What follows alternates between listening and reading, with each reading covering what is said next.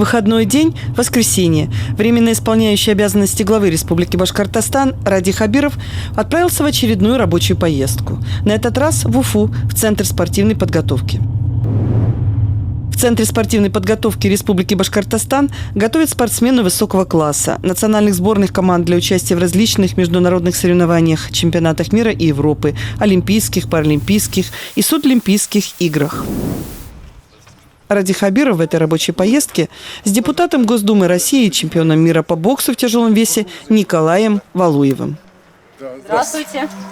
Очень рада вас видеть. Здравия желаю. Меня зовут Чачина Юлия Юрьевна, я являюсь руководителем этого центра. Пойдемте, начнем вам рассказывать. Я здесь первый раз. Да. Когда построили его? Это здание построено ему фактически чуть больше 20 лет.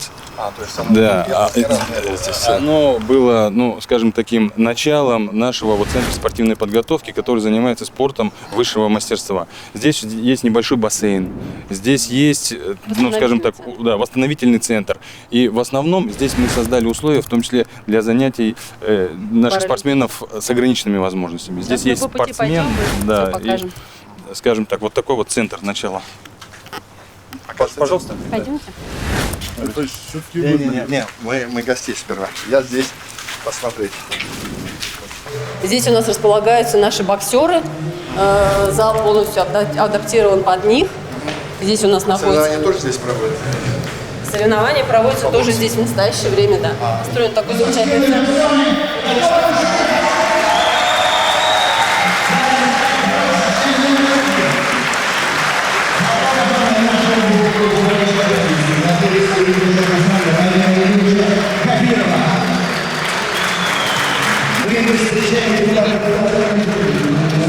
Чемпиона мира по боксу в тяжелом весе 2009 года легендарного спортсмена Николая Валуева.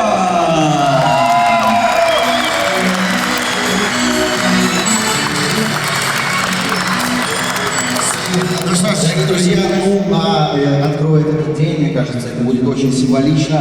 Главный тренер Республики Башкортостан по боксу, заслуженный работник физической культуры Республики Башкортостан. Встречайте его аплодисментами. Рим Шамсудинович Башаров. Уважаемый Николай Сергеевич, уважаемый Ради Фаритович, наше боксерское братство, все собрались. Огромное спасибо вам, что вы приехали, и ждем вас много успехов.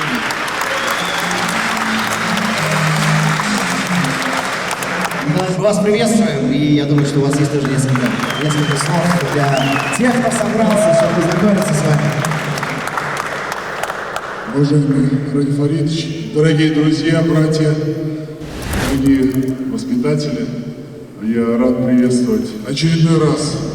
Республика принимает меня. Я безумно рад сюда к вам в гости приезжать, не только в Уфу.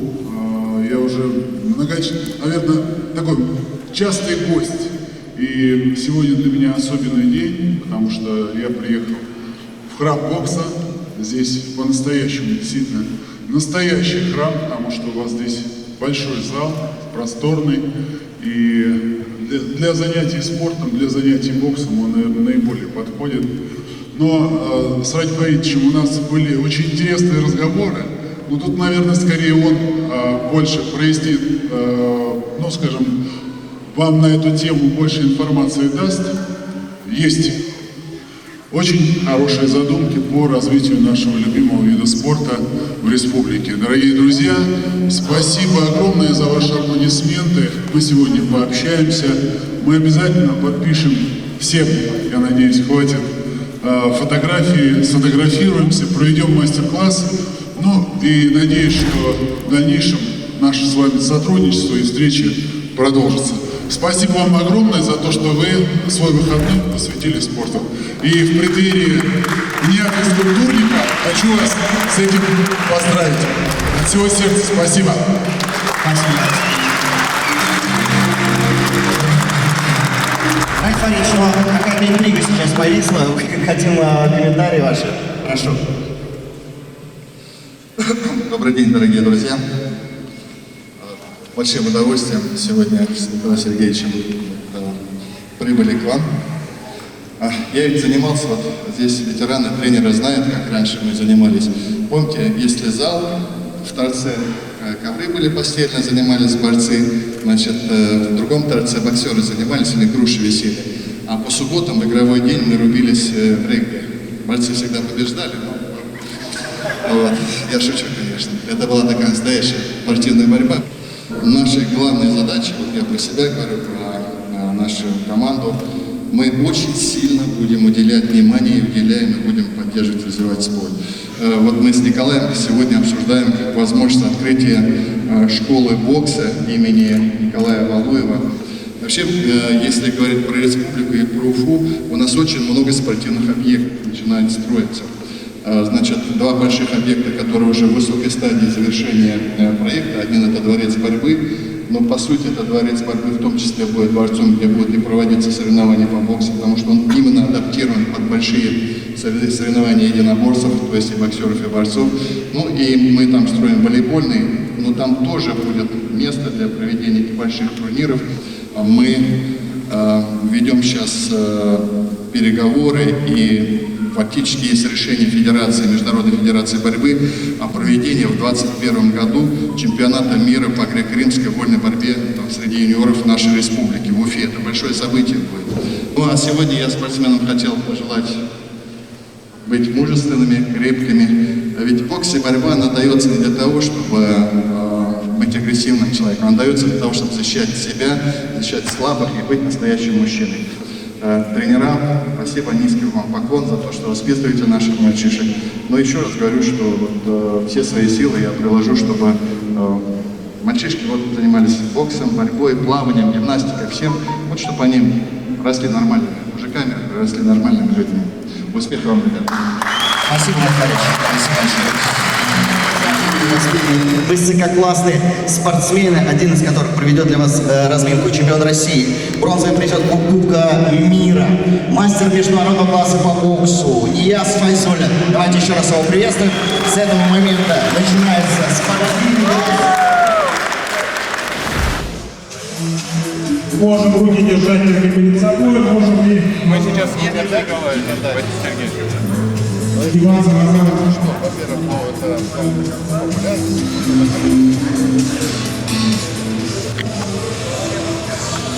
Хорошо, закончили. Поприветствуем Николая Сергеевича еще раз. Николай Сергеевич, добро пожаловать на ваш мастер-класс. Это что приветствовать? Надо дальше продолжать. Уже приветствовали. Нет, это... Николай Сергеевич, может, вы... Хорошо. Я думаю. Так много боксеров, что сегодня всем все не покажешь. Так много боксеров, что чувствуешь себя в безопасности, ну так еще сказать. Да, спасибо. Благодарю. Я чуть-чуть по-другому.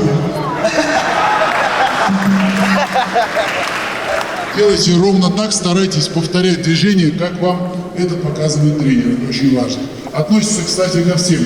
Самое главное, не важно, во сколько вы начали заниматься, важно, как вы начали заниматься. Я даже не представлял, что столько сегодня придет на нашу тренировку.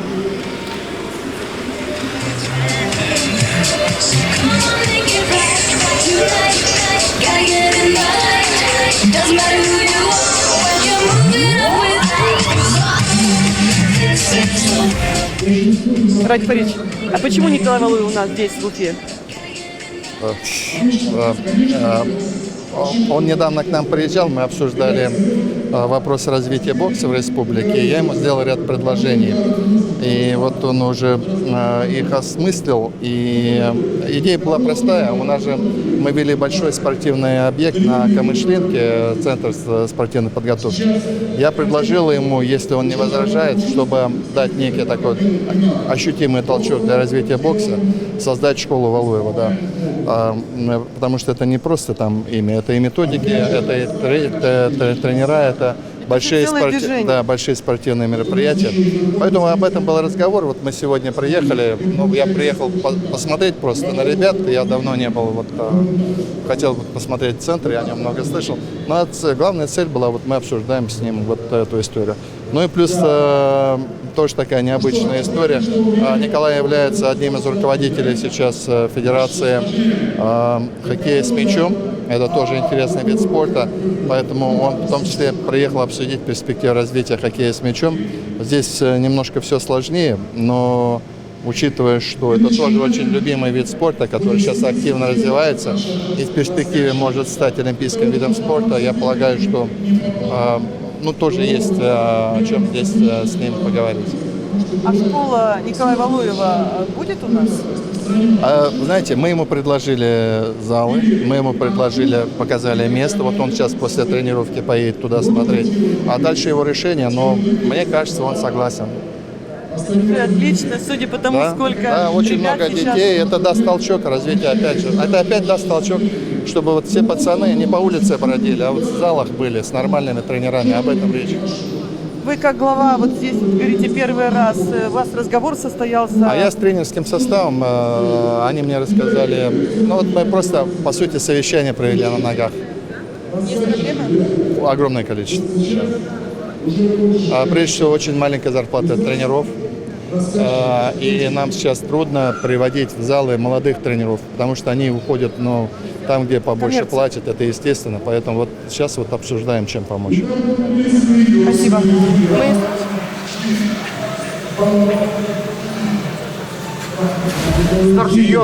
Старший тренер по мужикам. И вот я ей говорю, давай женскую сборную там. Ее приглашали в Россию, женскую сборную. Она говорит, писклявая. Я говорю, и вот она мужиков тренирует. Мастера спорта международного класса. Да. А такое можно, да? Первая в Башкирии, то есть в России, и первая женщина у нас в Башкирии. Она ученица и 3 мастеров спорта. Вот такая обаятельная, еще на лапах держит. А мужики же бьют 120 или 500 килограмм, она их это держит. Это хрупкая. Вот она, красавица наша. Айда, привет. Давай. У нас есть боксеры, которые могут показывать результат в олимпийском. В настоящий момент есть. Ильич, а можно вопрос задать девушке? Конечно. Как вы мужчин тренируете? Слушают они вас? И она дерзкая. Скромная, с виду. Нет, я обычно в спортивном костюме, да. Слушаю. Бойтесь? Ну, слушают, конечно. А ездить тренировать? Да, у нас замечательный зал в Зеленой роще, остановка чайной фабрики. Приходите тренироваться. Спасибо.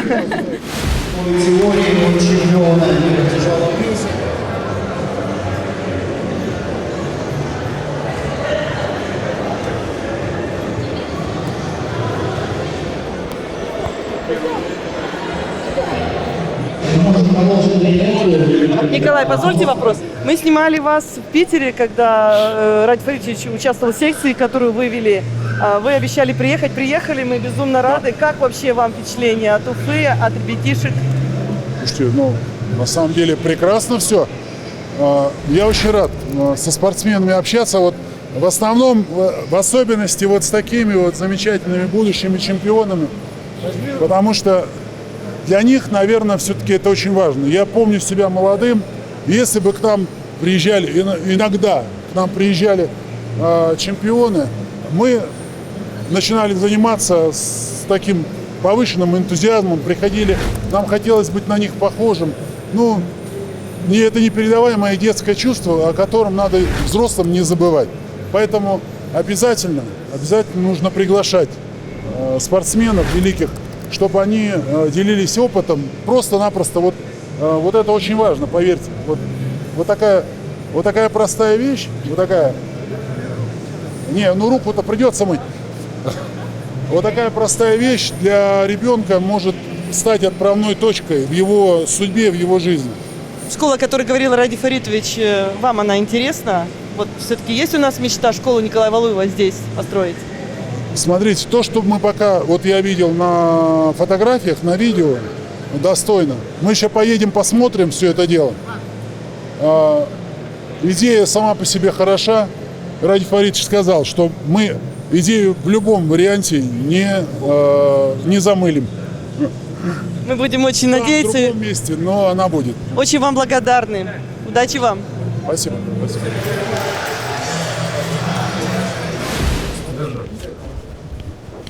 Никогда еще на чай в трусах не приходил. Здравствуйте, приятного проходить. Куда? Я вообще Рядом с Радий Фаридовичем. уже приходит время, когда, не знаю, собираем камни. Хотя, наверное, мы еще не пришли. А сколько по республике есть цифры? Сколько детей занимаются по республике? 3853. По месту, в рейтинге, по количеству это какое место? Пятерки, десятки? Ну, вы имеете в виду в России? Нет, в республике. Вот, И занимаешься? Ну, в двадцатке. в двадцатке. Да? Да. Но самое главное, что у нас отделение, кто первый? волейбол, Футбол. баскетбол, футбол, дальше идут. А борьба какое место? Ну, борьба в десятке есть. Сколько? Вам день? Неделю. Ну, 2 раза в день. То есть каждый день тренировка, да? Ну да, 2 раза. 2 раза? Да.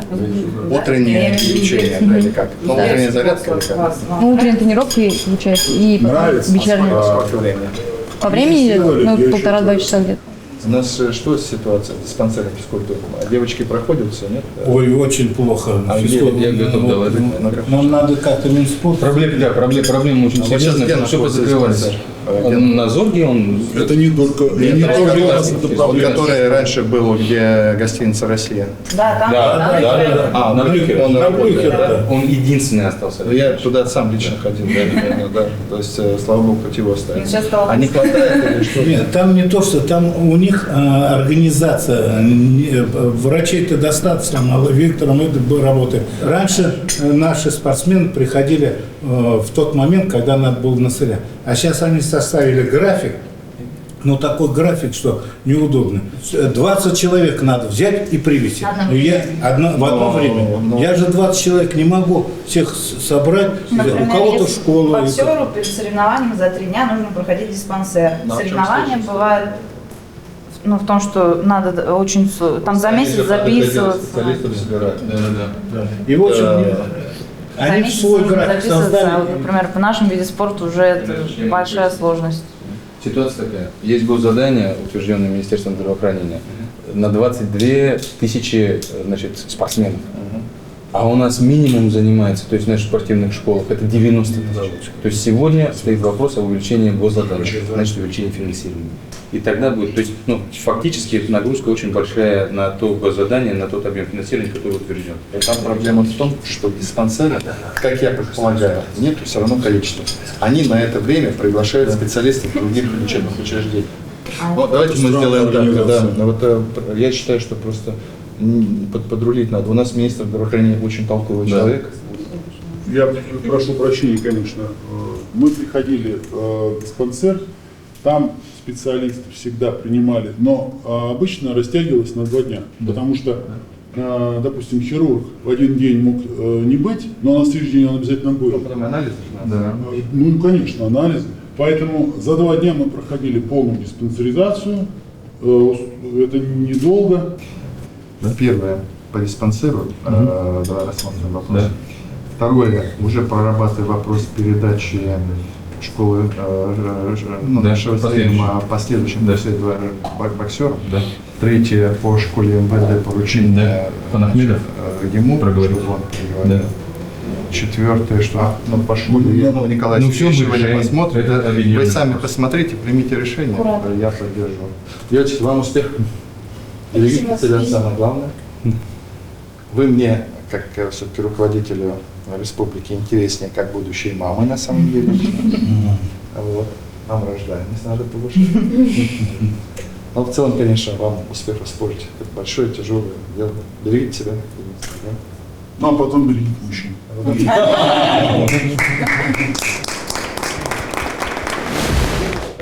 Я дальше обладаю. Спасибо, что пришли. До свидания. Всего хорошего. Приходите к нам еще. Всегда вас видим. Хорошо.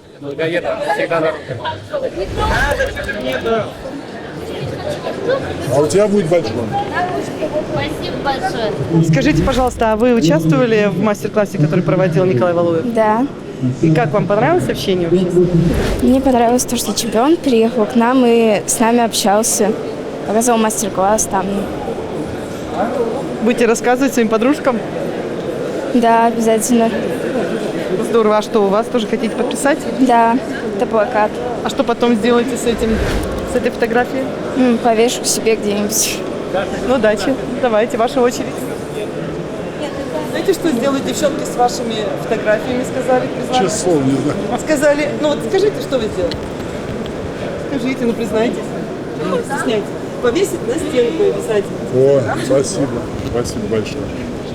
Приятно. Все, следующий. Скажите, атмосфера такая в зале, ну прям, я не знаю, мне кажется, праздничная. Не у меня одной же? Нет, конечно. Детям всем хотелось увидеть своего кумира вживую. Это же очень здорово, что он сюда приехал. А что это даст вам, как спортсмену? Вот визит Николая Валуева. Он поговорил с Радием Хабировым, они обсудили какие-то насущные проблемы в спорте и приняли решение, чтобы там, допустим, как-то повысить уровень занятости молодежи, чтобы больше приходили в бокс, чтобы еще больше были заполнены залы. Вот. Скажите, а что вы ожидали от сегодняшнего дня и что вот есть по итогу? Мы готовились, как бы, то, что он нам покажет, какие-то свои коронные серии, удары, вот, он нам их показал. Это здорово. Еще вопрос к вам. Скажите, а чем вот боксеры Башкортостана могут похвастать? У нас есть такой боксер, как Артур Субхангулов, который, я считаю, на мировом уровне прославляет нашу республику. Есть девушки Сигаева Анастасия, победительница первенства мира, первенства Европы. Аминева Азалия, финалистка первенства Европы прошлого года. Вот такие вот у нас спортсмены. Так что таким гостям, как Николай Валуев, есть что и кого показать, и о ком рассказать. Да, конечно. И есть чему стремиться? Естественно, спортсменам всегда есть к чему стремиться. Удачи вам. Спасибо. Спасибо. Улыбаемся. До свидания. Рафич, понравилась вам школа? Знаете, конечно, понравилось. Тут все живет, все забито, столько движухи. Видно, что у людей глаза горят. Я вообще люблю ходить по спортивным объектам, потому что это, вот я говорю, что это то, что мы должны нашим детям дать. Вообще не только детям, а и взрослым. Ну вы сегодня... Я не жалею, что сегодня приехал. Вот, Хотя сегодня. и воскресенье. Да, не жалею просто. Я хотел. Я ни разу не был здесь. Вот, видите, а жизнь здесь кипит вовсю. Кипит, но есть и проблемы, и часть проблем вы озвучили, и даже по пунктам. Даже по пунктам дали некоторые. Да, 6 пунктов мы их договорились. А можем их вспомнить? Самый первый пункт – это подумать о тренерской зарплате. Вот это большая задача, которую будем мы на уровне правительства обсуждать. А там все остальное, это второе, это то, что, собственно, почему Николай Сергеевич, мы сегодня с Валуевым обсуждали, это создание школы Валуева бокса, потому что это даст толчок, если он действительно зарядится вот нашей этой идеей. Она совместно у нас родилась с ним. Третье – это там уже ряд нюансов такое, чтобы поддержать развитие бокса в школе МВД в нашем, там просили поддержать. Медицина, вот то, что И подходит. обязательно, да, большой системный вопрос, это вопрос вообще организации, диспансеризации спортсменов. Мы это даже на здравчас, наверное, вытащим и послушаем. Это не только бокс касается, это в целом спорта касается. Результативное воскресенье. Да. Дай Бог.